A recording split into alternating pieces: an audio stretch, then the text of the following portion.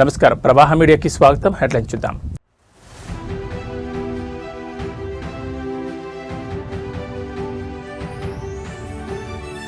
దేవుడి సాక్షిగా protocol war, MP చేతిలో పట్టువస్త్రాలు లాక్కున్న ఎమ్మెల్యే కొలికిపూడి.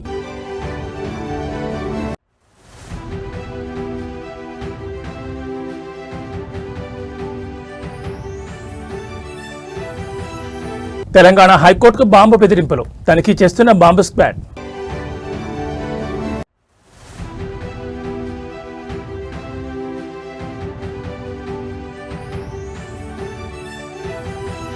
ఖమేని మృతిపై భారత్ మౌనం, కేంద్రంపై ఆగ్రహం వ్యక్తం చేసిన సోనియా గాంధీ.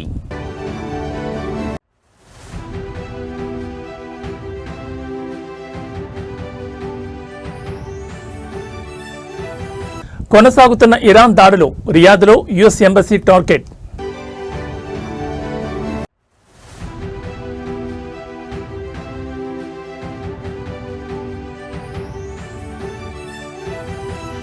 భారత్కు చేరుకున్న పివి సింధు, సురక్షితంగా వచ్చానని ట్వీట్. ఇక డీటెయిల్స్ చూస్తే, Vijayawada TDP MP Kesineni Sivanath, Tiruvuru MLA Kolikipudi Srinivasarao మధ్య విభేదాలు మరోసారి బగ్గుమన్నాయి. టీడీపీ అధిష్టానం జోక్యం చేసుకున్న చక్కబడిన ఈ వివాదం తాజాగా దైవ సన్నిధిలో ప్రోటోకాల్ రచ్చకు దారితీసింది. ఎన్టీఆర్ జిల్లా గంపలగూడెం మండలం నెమలి వేణుగోపాలస్వామి ఆలయ బ్రహ్మోత్సవాల్లో ఎంపీ చేతిలో ఉన్న పట్టువస్త్రాలను ఎమ్మెల్యే కొలికిపూడి బలవంతంగా లాక్కోవడం హాట్ టాపిక్ అయింది. నిన్న రాత్రి జరిగిన స్వామివారి కళ్యాణానికి ఎంపీ చిన్ని, ఎమ్మెల్యే కొలికిపూడి తమ సతీమణులతో హాజరయ్యారు. ఈ సందర్భంగా స్వామివారికి సమర్పించే పట్టువస్త్రాలను ఆలయ పురోహితులు ఎంపీ చిన్ని దంపతులకు అందజేశారు. అయితే తనకు కూడా వస్త్రాలు ఇవ్వాలని ఎమ్మెల్యే పట్టుబట్టారు. ప్రోటోకాల్ ప్రకారం ఒకరికే ఇస్తారని చెప్పిన ఆలయ అధికారులు ఆయనకు తలంబ్రాలు అందించారు. దీంతో అసంతృప్తికి గురైన ఎమ్మెల్యే కొలికిపూడి ఎంపీ చేతిలోని పట్టువస్త్రాలను బలవంతంగా లాక్కుని తన తలపై పెట్టుకున్నారు. ఈ అనూహ్య పరిణామంతో అక్కడ భక్తులు నివ్వెరపోయారు. ఎంపీ వర్గీయులు అడ్డుకోవడంతో ఇరు వర్గాల మధ్య తీవ్ర వాగ్వాదం చోటు చేసుకుని తోపులాటకు దారితీసింది. వెంటనే పోలీసులు జోక్యం చేసుకుని పరిస్థితిని చక్కదిద్దారు. ఎంపీ కేసినేని చిన్ని తన వర్గీయులను వారించి వివాదాన్ని సద్దుమణిగేలా చేశారు. అనంతరం కళ్యాణ మండపంలో ముందు వరుసలో ఎమ్మెల్యే దంపతులు, వెనుక వరుసలో ఎంపీ దంపతులు కూర్చున్నారు. ఈ ఘటనతో ఆ ప్రాంతంలో ఉద్రిక్తత నెలకొనడంతో పోలీసులు పటిష్ట బందోబస్తు ఏర్పాటు చేశారు.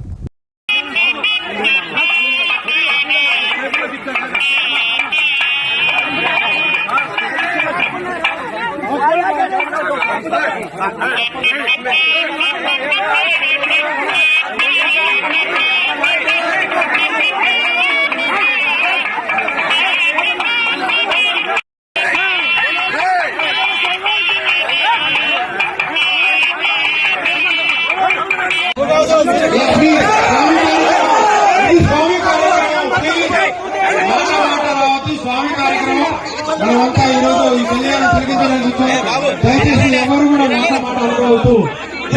రాష్ట్ర అత్యున్నత న్యాయస్థానం హైకోర్టులో బాంబు బెదిరింపు మేలు కలకలం రేపింది. గుర్తులేని వ్యక్తుల నుంచి హైకోర్టును పేల్చివేస్తామంటూ బాంబు బెదిరింపులు రావడంతో అంతా ఒక్కసారిగా ఒలికిపడ్డారు.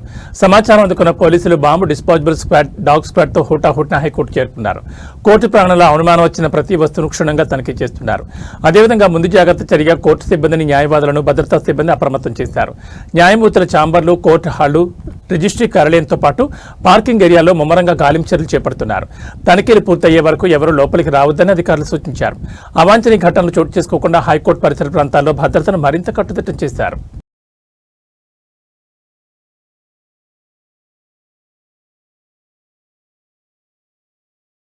అమెరికా, ఇజ్రాయెల్ సంయుక్తంగా చేసిన భీకర దాడిలో ఇరాన్ సుప్రీం లీడర్ ఖమేని ప్రాణాలు కోల్పోయారు. కాగా ఆయన మృతిపై భారతదేశంలోని అన్ని రాష్ట్రాల్లో నిరసనలు వ్యక్తమవుతున్నాయి.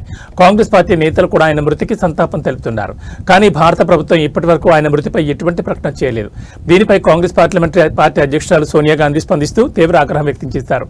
పశ్చిమాసియాలో యుద్ధం ముదురుతున్న వేళ Iran supreme leader Ayatollah Ali Khamenei హత్యపై కేంద్ర ప్రభుత్వం అనుసరిస్తున్న మౌనాన్ని సోనియా తీవ్రంగా తప్పుపట్టారు. ఇవాళ ది ఇండియన్ ఎక్స్ప్రెస్ లో రాసిన వ్యాసంలో ఆమె మోడీ ప్రభుత్వంపై విరుచుకుపడ్డారు.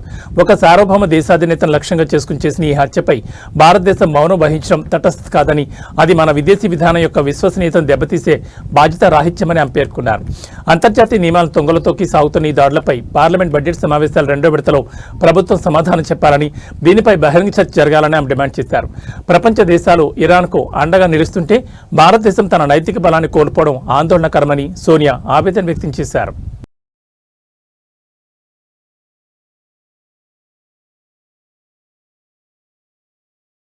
ఉప్పల్ నియోజకవర్గంలో విద్యార్థుల భవిష్యత్తుకు భరోసానిచ్చి ఒక అద్భుతమైన కార్యక్రమం జరిగింది. ఆర్థిక ఇబ్బందులతో సతమతమవుతున్న వైద్య విద్యార్థులకు నేనున్నానంటూ ముందుకొచ్చారు ఎమ్మెల్యే బండారు లక్ష్మారెడ్డి.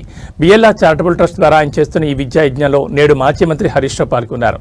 7 ఎంబీబీఎస్ విద్యార్థులకు స్వయంగా చెక్కులను పంపిణీ చేసి వారిని ప్రోత్సహించారు. ఉప్పల్ ఎమ్మెల్యే బండారు లక్ష్మారెడ్డి తన సొంత ట్రస్ట్ ద్వారా విద్యార్థులకు అండగా నిలుస్తున్నారు. తాజాగా జరిగిన కార్యక్రమంలో పాల్గొన్న మాజీ మంత్రి హరీష్ రావు ఎమ్మెల్యే లక్ష్మారెడ్డిపై ప్రశంసల జల్లు కురిపించారు. రాజకీయాల్లో ఉంటూనే సామాజిక బాధ్యతను మర్చిపోకుండా డాక్టర్లు కావాలని కలలుగానే పేద విద్యార్థుల ఫీజులు చెల్లించడం అభినందనీయమని కొనియాడారు. కేవలం ఈ ఒక్కరోజే కాదు, ప్రస్తుత విద్యా సంవత్సరంలో మొత్తం 122 మంది వైద్య విద్యార్థులకు బండారు లక్ష్మారెడ్డి ఆర్థిక సహాయం అందించడం విశేషం. వారి విద్యా ఖర్చుల భారాన్ని తానే భరిస్తూ భవిష్యత్తులో వారు మంచి వైద్యులుగా ఎదిగి సమాజానికి సేవ చేయాలని ఆయన ఆకాంక్షించారు. ఈ కార్యక్రమంలో 7 ఎంబీబీఎస్ విద్యార్థులకు హరీష్ రావు మరియు లక్ష్మారెడ్డి కలిసి చెక్కులు అందజేశారు. తమ చదువుకు ఆటంకం కలగకుండా సాయం అందడంలో విద్యార్థులు మరియు వారి తల్లిదండ్రులు హర్షం వ్యక్తం చేస్తున్నారు. మేము డాక్టర్లు అవుతామో లేదో అన్న భయంలో ఉన్నప్పుడు బిఎల్ఆర్ ట్రస్ట్ మాకు కొండంత అండగా నిలిచిందని విద్యార్థులు ఎమోషనల్ అయ్యారు. ప్రజాప్రతినిధులు ఇలాంటి సేవా కార్యక్రమాలు చేయడం వల్ల ఎంతో మంది పేద విద్యార్థుల జీవితాలు మారతాయని హరీష్ రావు ఈ సందర్భంగా పేర్కొన్నారు.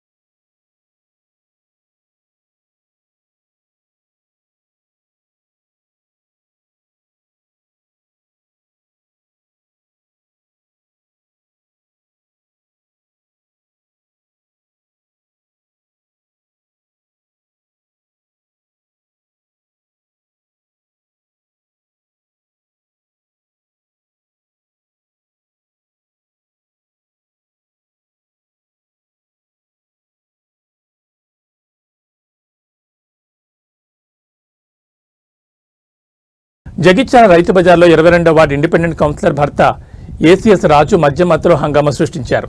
ఓ వర్గం వ్యాపారులతో వాగ్వాదాన్ని దిగి అసభ్య పదజాలంతో దూషిస్తూ ఇక్కడ వ్యాపారం చేయొద్దని బెదిరించారు. తాను ఎమ్మెల్యే పంపిన ప్రజాప్రతినిధులని లైసెన్సులు చెక్ చేయడానికి వచ్చారని దురుసుగా ప్రవర్తించారు. బాధితుడు షేక్ మహమ్మద్ ఫిర్యాదు మేరకు పోలీసులు కేసు నమోదు చేశారు.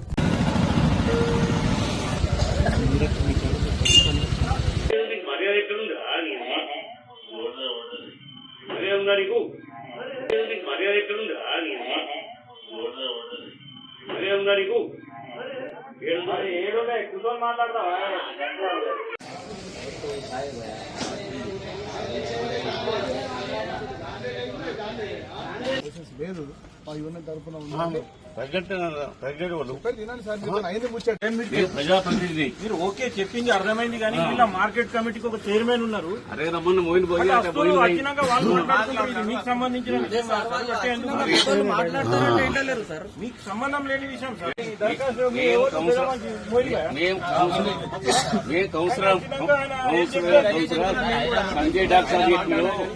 సంజయ్ డాక్టర్ సాబ్ చెప్పాడు మేము వచ్చి చూస్తున్నాం ఎవరెవరో లైసెన్స్ ఉన్నాయి, ఎవరు లేవు. లైసెన్స్ లేకపోతే అనవైలబుల్ కదా వాళ్ళకు.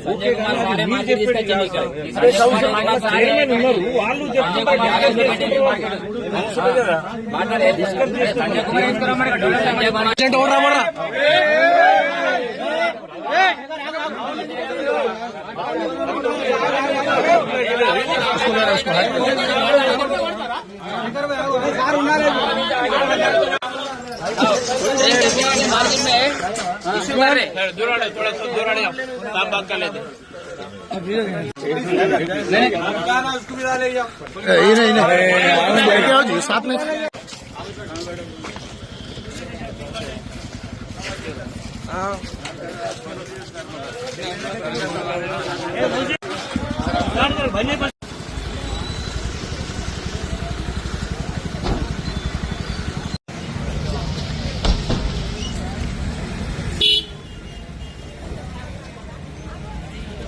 కూరల్లో ఉండాల్సిన టమాటా నేడు రోడ్డు పాలైంది. ఊహించని విధంగా దిగుబడి పెరగడంతో మార్కెట్లో ధరలు భారీగా పతనమయ్యాయి. దీంతో పెట్టుబడి కూడా రాక దిక్కుతోచిన స్థితిలో ఉన్న రైతులు తమ ఆగ్రహాన్ని, ఆవేదనను రోడ్డుపైనే ప్రదర్శించారు. నగర శివార్లోని కందుకూరు సమీపంలో గల శ్రీశైలం రహదారిపై రైతులు భారీగా టమాటాలను కుప్పలుగా పారబోసి నిరసన వ్యక్తం చేశారు. ప్రస్తుతం మార్కెట్లో 25 కిలోల టమాటా బాక్స్ కేవలం 80 నుంచి 100 రూపాయల వరకు మాత్రమే పలుకుతోంది. అంటే కిలో ధర కేవలం 4కు పడిపోవడం గమనార్హం. అయితే పంటను కోయడానికి అయ్యే కూలీలు, మార్కెట్కు తీసుకెళ్లే రవాణా ఖర్చులు కూడా ఈ ధరతో రావడం లేదు. 6 కాలం కష్టపడి పండించిన పంటను ఇలా రోడ్డుపై పారబోస్తున్నామంటూ రైతులు కన్నీరు మున్నీరయ్యారు. ప్రభుత్వం తక్షణమే స్పందించి గిట్టుబాటు ధర కల్పించాలని లేదా తమను ఆదుకోవాలని వారు డిమాండ్ చేస్తున్నారు.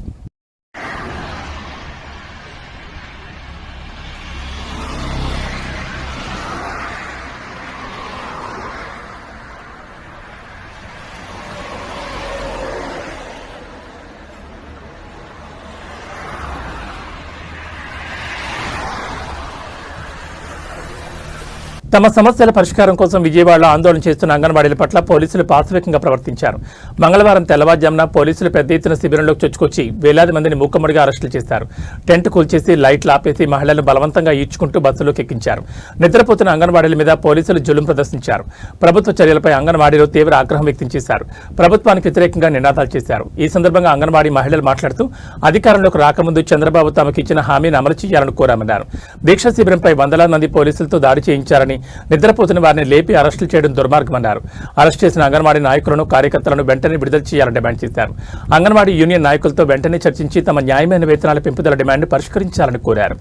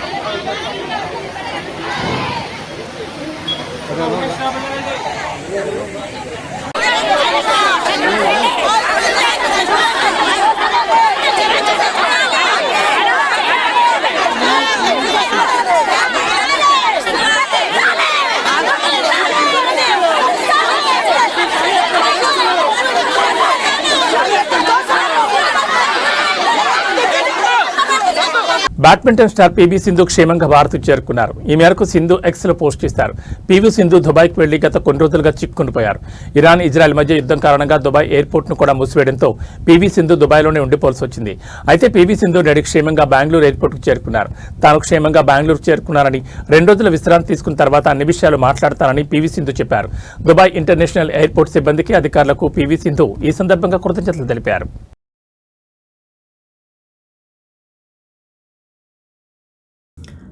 Hi everyone, I wanted to share a quick update and firstly thank you all who have been reaching out and checking on us. And well, I was transiting from Bangalore, where I train and live full time now, to Birmingham in the UK to compete the All England Championships. And once our flight landed in Dubai, events beyond our control began to unfold, and shortly after, the airspace also was shut down. And the last few hours have been extremely tense. We could hear the sounds of interceptions overhead, and a few hours later there was explosion very close to where we were holed up at Dubai airport. My coach was barely about 100 meters away where it happened, and had to quickly move out of the area. Experiencing something like this in such close quarters is truly it truly shakes the very foundation you're built on. And you never expect these things to happen to you or anyone close to you, but sometimes situations are beyond your control, but they do. So I feel incredibly blessed to have such a strong and united team around me, and everyone had stayed calm, supported one another, and shown real strength during a very frightening situation. And currently we are safe now and have been moved to a more secure place. I'm deeply grateful to the Dubai authorities and the staff at Dubai airport also, who's been incredibly and tireless in ensuring everyone's safety. We're also truly grateful to Emirates and the airport staff for being incredibly kind and supportive with so many passengers stranded. Their hands were understandably tied, but they showed genuine empathy and care towards everyone going through this difficult experience. And I would also like to sincerely thank the Indian High Commission in Dubai for their extraordinary support. And when I reached out requesting assistance, the High Commissioner immediately responded and on high super priority notice deployed his team to help us. They have been incredibly supportive, not just to me but to everyone stranded here, ensuring safety, coordination and constant communication during a very difficult time. And anyone currently stuck or needing assistance is encouraged to reach out using the official helpline numbers shared by the High Commission. And of course we are truly blessed to have such a sensitized and incredible team looking out for Indian citizens here. And for now we're trying to get some rest and remain hopeful as the situation continues to unfold. So thank you all for your prayers, messages and concern. Well, it truly means a lot to all of us. And stay safe. Thank you. సంపూర్ణ చంద్రగ్రహణం నేపథ్యంలో యాదగిరిగుట్ట లక్ష్మీనరసింహస్వామి ఆలయాన్ని ఇవాళ ఉదయం అర్చకులు మూసివేశారు. గ్రహణ కాలంలో పాటించాల్సిన శాస్త్రోక్త నిబంధనల ప్రకారం ఆలయ ద్వారాలను తాత్కాలికంగా మూసివేసినట్లుగా ఆలయ అధికారులు వెల్లడించారు. గ్రహణ సమయానికి ముందే స్వామివారికి నిర్వహించే నిత్య పూజలు కైంకర్యాలను ముగించి అర్చకులు గర్భాలయ ద్వారాలను మూసివేశారు. ఇక గ్రహణ కాలం ముగిసే వరకు భక్తులకు స్వామివారి దర్శనంతో పాటు అన్ని రకాల ఆర్జిత సేవలను రద్దు చేశారు. అన్నప్రసాద వితరణ కూడా నిలిపివేశారు. గ్రహణం వీడిన తర్వాత ఆలయ శుద్ధి, సంప్రోక్షణ వంటి కార్యక్రమాలు నిర్వహించనున్నారు. అనంతరం రేపు ఉదయం స్వామివారికి విశేష పూజలు నిర్వహించి భక్తులను దర్శనానికి అనుమతించనున్నారు. దూర ప్రాంతాల నుంచి స్వామివారి దర్శనానికి వచ్చే భక్తులు గ్రహణ సమయాలు, ఆలయ వేళలను గమనించి తమ ప్రయాణాలను ప్లాన్ చేసుకోవాలని ఆలయ ఈవో సూచించారు.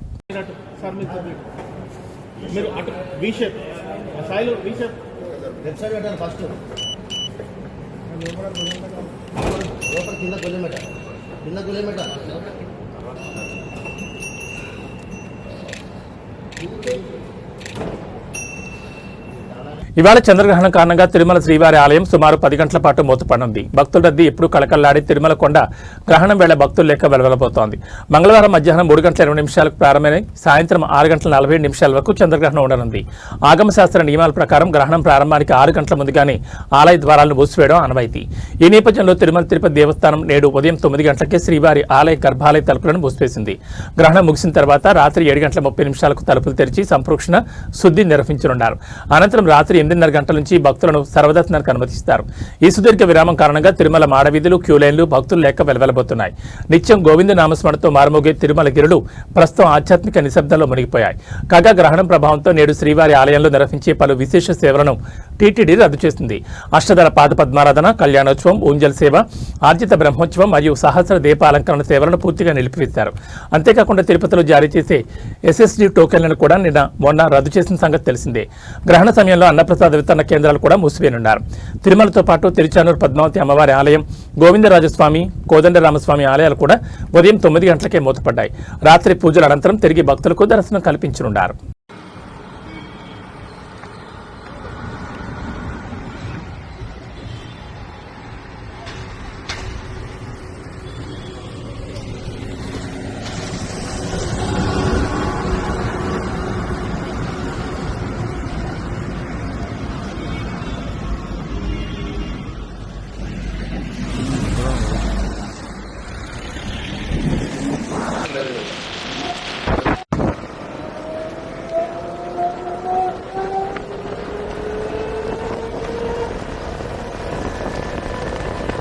ఇరాన్, అమెరికా మధ్య నెలకొన్న యుద్ధ వాతావరణం కారణంగా పశ్చిమాసియా దేశాల్లో ఆందోళన చెందుతున్న భారతీయులకు కేంద్ర ప్రభుత్వం తీపి కబురు అందించింది. గత 3 రోజులుగా నిలిచిపోయిన విమాన రాకపోకలను మంగళవారం నుంచి పాక్షికంగా పునరుద్ధరించారు. జెడ్డా, మస్కట్, అబుదాబి నుంచి ప్రత్యేక విమాన సర్వీసులు ప్రారంభం కావడంతో స్వదేశం కోసం ఎదురు చూస్తున్న ప్రవాసులు కుటుంబాల్లో ఆందోళన తగ్గింది. గల్ఫ్లో చిక్కున్న పౌరులను సురక్షితంగా వెనక్కి రప్పించేందుకు కేంద్ర ప్రభుత్వం యుద్ధ ప్రాతిపదికన చర్యలు చేపట్టింది. ఈ క్రమంలో తెలుగు రాష్ట్రాలైన ఆంధ్రప్రదేశ్, తెలంగాణ ముఖ్యమంత్రులు కేంద్ర విదేశాంగ శాఖతో నిరంతరం సంప్రదింపులు జరుపుతున్నారు. బాధితుల కుటుంబాలకు సమాచారం అందించేందుకు ఢిల్లీలోని ఏపీ, తెలంగాణ భవన్లలో ప్రత్యేక కంట్రోల్ రూమ్లను ఏర్పాటు చేసి సహాయక చర్యలను పర్యవేక్షిస్తున్నారు. ప్రయాణికుల రద్దీని దృష్టిలో ఉంచుకుని ప్రముఖ విమానయాన సంస్థలు ప్రత్యేక సర్వీసులు నడుపుతున్నాయి. ఇండిగో జెడ్డా నుంచి హైదరాబాద్, ముంబై, ఢిల్లీలకు 10 ప్రత్యేక విమానాలను కేటాయించింది. ఎయిర్ ఇండియా ఎక్స్ప్రెస్ మస్కట్ నుంచి కొచ్చి, ఢిల్లీ, ముంబై నగరాలకు సర్వీసులను పునరుద్ధరించింది. Emirates and Etihad Dubai, Abu Dhabi నుంచి పరిమిత సంఖ్యలో విమానాలు నడుపుతున్నాయి. ఇప్పటికే కొన్ని విమానాలు ఢిల్లీ, బెంగళూరు విమానాశ్రయాల్లో సురక్షితంగా ల్యాండ్ అయ్యాయి. ప్రత్యామ్నాయ మార్గాల్లో ప్రయాణించడం వల్ల ప్రయాణ సమయం పెరగడంతో పాటు ఇంధన ఖర్చులు అధికమై టికెట్ ధరలు భారీగా పెరిగాయి. ఈ నేపథ్యంలో ప్రయాణికులు విమానాశ్రయానికి వచ్చే ముందే తమ ఫ్లైట్ స్టేటస్ను చెక్ చేసుకోవాలని పౌర విమానయాన మంత్రిత్వ శాఖ సూచించింది. పశ్చిమాసియాలో ఉద్రిక్తతలు కొనసాగుతూనే ఉన్నాయి. తమ సుప్రీం లీడర్ ఆయతుల్లా అలీ ఖమేనీ మృతికి ప్రతీకారంగా అమెరికా వైమానిక స్థావరాలు, ఇజ్రాయెల్పై ఇరాన్ దాడులకు పాల్పడుతోంది. గల్ఫ్ దేశాల్లోని అమెరికా స్థావరాలు, రాయబార కార్యాలయాలపై దాడులను ముమ్మరం చేసింది. తాజాగా సౌదీ అరేబియా రాజధాని రియాద్లోని అమెరికా ఎంబసీపై డ్రోన్లతో విరుచుకుపడింది. రియాద్లోని అమెరికా ఎంబసీపై 2 డ్రోన్లతో దాడి జరిగిందని సౌదీ రక్షణ మంత్రిత్వ శాఖ ప్రకటించింది. దీంతో ఆ ప్రాంతంలో మంటలు చెలరేగాయి. దట్టమైన పొగాలమ్ముకుంది. దీంతో ఎంబసీ భవనానికి స్వల్పంగా నష్టం వాటిల్లినట్టు తెలుస్తోంది. దాడి సమయంలో కార్యాలయం మొత్తం ఖాళీగా ఉండడంతో ఎవరికీ ఎలాంటి ప్రమాదం వాటిల్లలేదని సమాచారం. ఈ క్రమంలో సౌదీలోని రియాద్, జెడ్డా, దహ్రాన్లో ఉన్న అమెరికన్లు సురక్షిత ప్రాంతాల్లో ఉండాలని అక్కడి అమెరికా రాయబార కార్యాలయం ఓ ప్రకటన విడుదల చేసింది. తాజా దాడుల నేపథ్యంలో అమెరికా అధ్యక్షుడు డొనాల్డ్ ట్రంప్ ఇరాన్కు పరోక్షంగా తీవ్ర హెచ్చరికలు జారీ చేశారు. రియాద్లోని అమెరికా ఎంబసీపై జరిగిన దాడి, సైనికుల హత్యకు ప్రతిస్పందన ఎంత తీవ్రంగా ఉంటుందో వారు త్వరలోనే తెలుసుకుంటారని ట్రంప్ హెచ్చరించారు. కాగా సోమవారం కువైట్లోని అమెరికా ఎంబసీపై కూడా ఇరాన్ దాడికి పాల్పడిన సంగతి తెలిసిందే.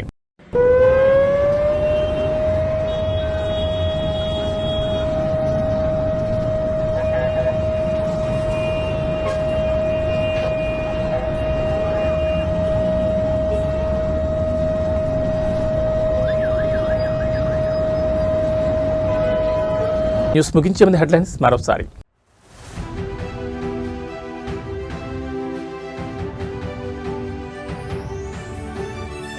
దేవుడి సాక్షిగా ప్రోటోకాల్ వార్, ఎంపీ చేతిలో పట్టుపత్రాలు లాక్కున్న ఎమ్మెల్యే కొలికిపూడి.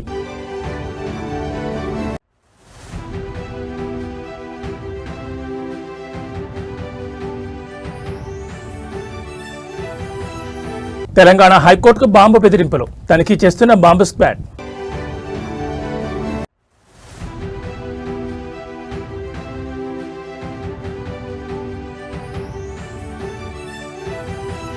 ఖమేనీ మృతిపై భారత్ మౌనం, కేంద్రంపై ఆగ్రహం వ్యక్తం చేసిన సోనియా గాంధీ.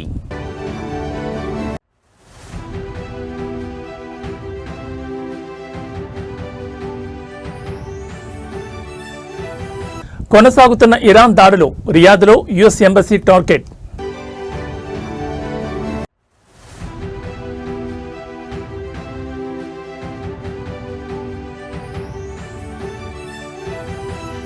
భారత్కు చేరుకున్న పివి సింధు, సురక్షితంగా వచ్చానని ట్వీట్. ఏబీ బులెటిన్ విశేషాలు. నమస్కారం.